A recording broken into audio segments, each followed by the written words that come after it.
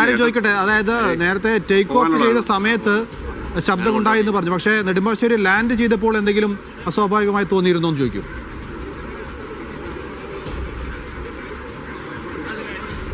ഈ take off ചെയ്ത സമയത്ത് സൗണ്ട് ഉണ്ടായിരുന്നു പറയുന്നത്, ഇവിടെ ലാൻഡ് ചെയ്ത സമയത്ത് വേറെ എന്തെങ്കിലും അസ്വാഭാവികത തോന്നിയിട്ടുണ്ടായിരുന്നു? ലാൻഡ് ചെയ്യുമ്പോൾ സൗണ്ട് ഉണ്ടായിരുന്നു. ലാൻഡ് ചെയ്യുമ്പോഴായിരുന്നു കൂടുതൽ സൗണ്ട്, ഭയങ്കര ജർക്കിയും കാര്യങ്ങളും വന്നു. അപ്പോഴാണ് പിന്നെ നമ്മൾ ഫ്ലൈറ്റിൽ നിന്ന് പുറത്തോട്ട് ഇറങ്ങുമ്പോഴാണ് ഇത് കാണുന്നത്.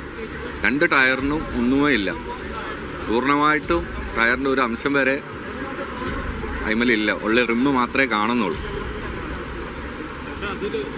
നൗഫൽ, എന്തായാലും അങ്ങനെ തന്നെയാണ് പറയുന്നത്. വലിയ രീതിയിലുള്ള ഒരു ശബ്ദമൊക്കെ ഉണ്ടായിരുന്നു. ടയർ പൊട്ടി, 2 ടയറിൽ ഡ്രമ്മ് മാത്രമാണ് ഉണ്ടായിരുന്നത്. അത്രമാത്രം ഒരു അവസ്ഥയായിരുന്നു എന്നുള്ളതാണ്. ഈ നെടുമ്പാശ്ശേരി എയർപോർട്ടിൽ എത്തുന്ന ആ ഒരു സമയത്ത് മാത്രമാണ്, ഇപ്പോൾ കോഴിക്കോട്ടല്ല നെടുമ്പാശ്ശേരിയിലാണ് ഇറങ്ങുന്നത് എന്ന് യാത്രക്കാരെ അറിയിക്കുകയും ചെയ്യുന്നത്. എന്തായാലും അതുമായി ബന്ധപ്പെട്ട് വലിയൊരു ആശങ്കയും ഭീതിയും എല്ലാം തന്നെ അവർക്ക് ഉണ്ടായിരുന്നു എന്നുള്ളതാണ്.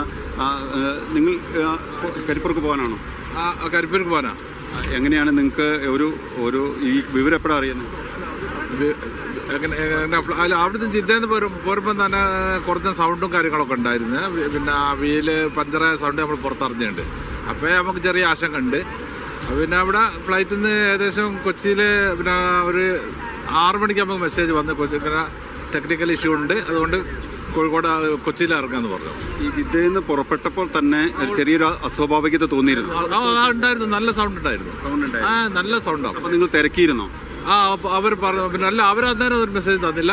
കുറച്ച് കഴിഞ്ഞാൽ പിന്നെ രാവിലെ മോർണിംഗിലാണ് പറഞ്ഞത് ഇങ്ങനെ ടെക്നിക്കൽ ഇഷ്യൂ ഉണ്ട്, അതുകൊണ്ട് എയർപോർട്ടിൽ അവിടെ ഫെസിലിറ്റി കുറവാണ്, അതുകൊണ്ട് ഇവിടെ ഇറക്കുന്നത്. ഇന്നലെ എപ്പോഴാണ് അവിടെ നിന്ന് പോകുന്നത്? ഇന്നലെ 12:45 പുലർച്ചെ. ഇന്ന് പുലർച്ചെ. ഓക്കെ.